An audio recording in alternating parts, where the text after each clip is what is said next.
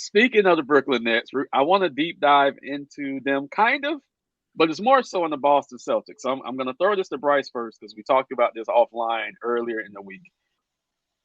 I was totally against Boston offering Jaylen Brown and Marcus Smart for Kevin Durant. So I'm going to throw it to Bryce first, then I'm going to throw it to you guys. Bryce, do you think it was a smart move by the Celtics to make it open that they're willing to get rid of Jaylen Brown, actually for the second time in the calendar year? Definitely not. Is they went so far last year without without making any major changes this offseason. And I thought we thought they would probably just run it back the same way. They're fairly young, the natural just evolution of those players in that team. They had a good chance to make it over the hump. So it didn't really make a lot of sense to me to like really mess with that equation right now. And then they hear the rumor, or I guess the aftermath of a failed trade attempt. You hear trying to get rid of Jaylen Brown, who arguably outplayed their star during the finals, Ooh, and then you have Marcus Smart, who is their locker room leader, who without him reaching out and having that early player meeting in the season, they might not have been there to begin with. So you're right. going to get rid of your probably your biggest locker room presence and your number two guy who arguably gives your number one guy a run for his money and who did outperform him in the playoffs. You're gonna offer up both those guys for, in my eyes, a possible a question mark, a problem. Because where does Kevin Durant ever stick? In nowhere, nowhere. And apparently, he doesn't guarantee you any kind of finals appearance because he couldn't take them there this year. I mean, you just swept them, and you're gonna trade like the idea that like the chemistry of the team isn't important on these high end teams. I don't know how they can just be ignored. And that's all they did to me is like they just blew up that chemistry. Everything they built Yeah, for this whole season, they flushed down the toilet. Now I'm not yeah. so sure they make it back in the same way. They're gonna have to overcome some hurdles, and I just don't get it. And now Brad Stevens, he's the one in charge of that. He's the one that coached these guys and brought them up, and now he's in charge of moving them. I don't know how the players respond to that as well. If they start losing some confidence in that organization, if you're not Jason Tatum, anyways. I So he's thought the it was a golden bad boy. look. I didn't agree with it. I mean, I know everybody sees Kevin Durant as like a golden goose. I'm not sure if he's that. And if you get rid of all like Jaylen Brown and Smart off the Celtics, there's not the same team. I'm not sure if Kevin Durant makes up all of that. So I thought it was kind of foolish. I didn't like it. Got it. Joshua, what do you got? Wow, man, he really wrapped that one up very nicely there, Bryce. But yeah. So here's my deal, right? You can't, and I think I really like the fact that you brought up the fact that Jaylen Brown definitely outplayed Jason Tatum, right? You have a young core there, and we know how the Celtics are. We know that they like to move players like the Patriots, right? We know they don't care about them over there, and it doesn't matter what they do, they're gonna try to move them regardless, right? My thing is this, like, this is the second time you've done that to him now. It's not like the first time where, oh, there was just an opportunity. And their whole deal was like, at this point, you're just trying to sell tickets off the names at this point because you guys were there. They got Yeah, to the finals. They just probably needed one more solid veteran piece because Jason Tatum was, because you just couldn't do it alone. And that's a big moment to really be in. And I think that was his first. Or yes, because he didn't get to the last time. So it was his first. yeah, so essentially, like you can't. I just felt like it was really bad chemistry wise. Marcus Smart being your clear and obvious leader, you knock him off a team. There is no leadership. Here's my deal with Kevin Durant.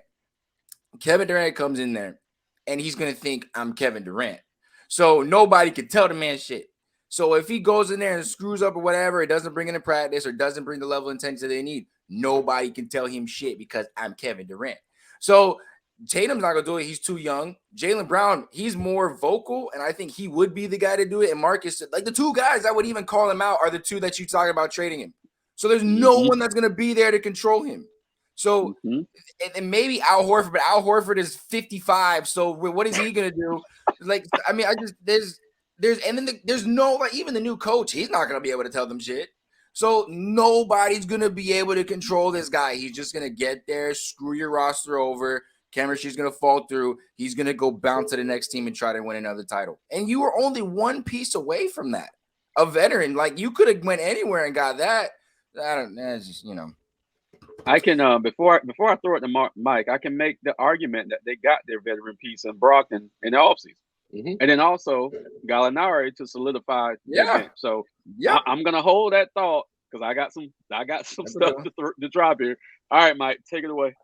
All right, so I'm gonna take two different angles on this. I'm gonna take a Kevin Durant angle, and I'm gonna take a Boston Celtics angle on this. The first things first is that if for me, when I look at Kevin Durant, all right, this is gonna sound weird, but to me it's a good analogy. If the U.S. inflation was a person, it would be Kevin Durant. Okay. I like where this is going. All right.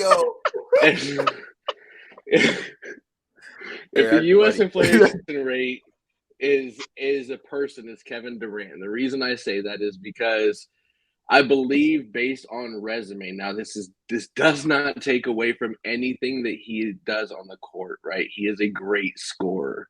And I think we talked about this beforehand on the last one, where we're like, there's certain holes in the game that just they won't fill in with the scoring part, and that's the leadership side, right? That we're sitting here talking about why Marcus Smart shouldn't be labeled in that deal at all, right?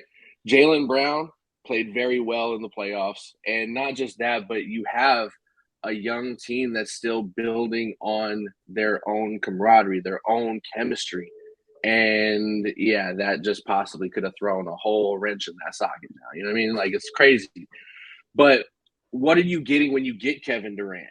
If you look at the rest of the team, there's not enough for Kevin Durant to get himself another ring, and not enough for him to be who we expect him to be. But I always kind of say it's the team that kind of builds him up to what we see, right?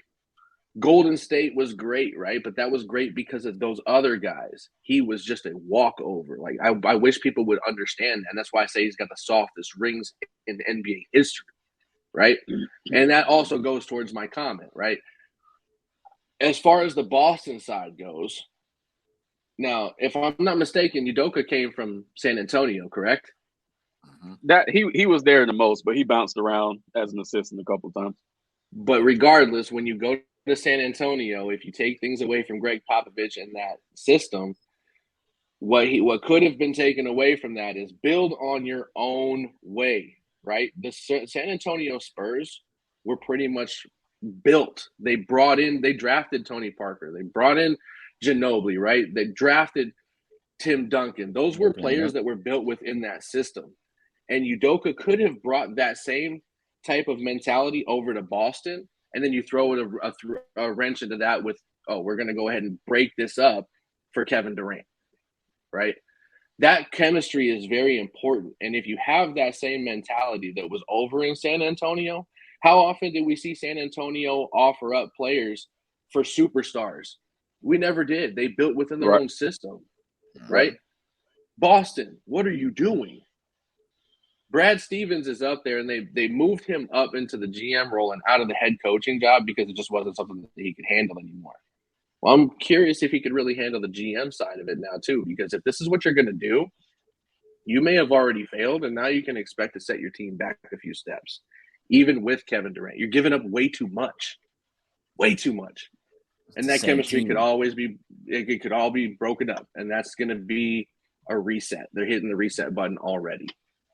And I wouldn't like that. I think that they should stick with what they got, build through your own system, right? Like you said, the pieces, Malcolm Brogdon, Danilo Gallinari moving over. All you need are small pieces. You don't need a massive piece. You've already got that.